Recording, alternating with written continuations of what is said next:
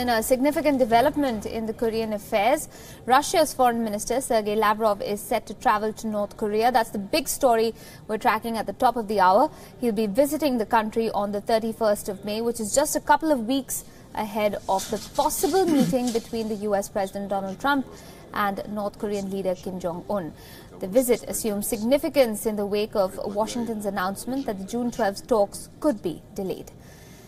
The U.S. Secretary of State Mike Pompeo has said that the U.S. is prepared to walk away from negotiations with North Korea if the upcoming talks on the nuclear weapons program head in the wrong direction. It is my view that we have made zero concessions to Chairman Kim to date, and we have no intention of doing so. We have a generational opportunity to resolve a major national security challenge. Our eyes are wide open to the lessons of history, but we're optimistic that we can achieve an outcome that would be great for the world. Our posture will not change until we see credible steps taken towards the complete, verifiable, and irreversible denuclearization of the Korean Peninsula. WION's correspondent Aditya Dhunna is joining me live from the newsroom for more on that story. Aditya, Russia now saying that Sergei Lavrov is going to hold a meeting and head to North Korea as well, 12 days before that summit is supposed to take place. How do we look at this development given the players who are already involved in this rigmarole, if you will? Yeah, Aisha, well, to put it simply, neither side wants to stay out of this particular prospect of peace on the Korean Peninsula. You already told our viewers that Sergei Lavrov, the foreign minister of Russia, will be traveling to North Korea. We are also given to understand that on May 26th, Shinzo Abe of Japan will also travel to Moscow to hold consultations with Russian President Vladimir Putin.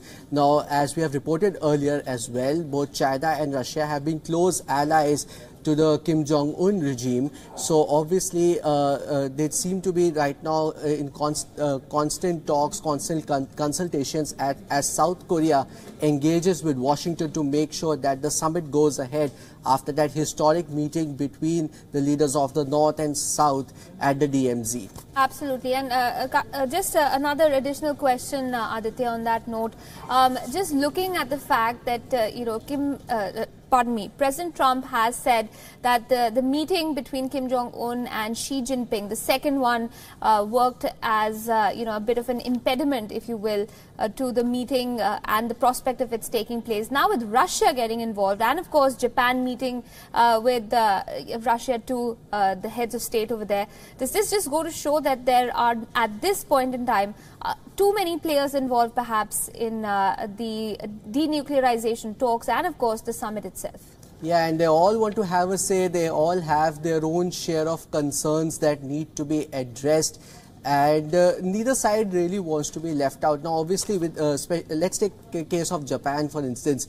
They have been pretty much out of the picture since this whole summit happened between the leaders of the North and South. So what they did was they called leaders from China and Russia to Japan and said, let's sit down and have a discussion on what's happening as far as North Korea is concerned. Now, obviously, Japan here thinks that if it can ally itself with Russia, they could probably, read into what Russia plans to do in case these talks happen to fail. Now, President Trump says that there's a good chance that the both leaders will meet. This is a rare occasion for leaders from the United States and North Korea. This has never happened before that both of them have sat down for talks. So obviously what Japan seems to be concerned at the moment is that if they are if their interests are not well represented, then obviously they would be defenseless in case North Korea would restart its provocations from Pyongyang. So every side obviously wants to have its say at the moment. Right now, I think we should just leave it to the leaders and let them sort it out for now. Absolutely. But that is a big question mark itself. Will those leaders find the middle ground that they're hoping to find? We leave it at that. Aditya, thank you for bringing us that perspective.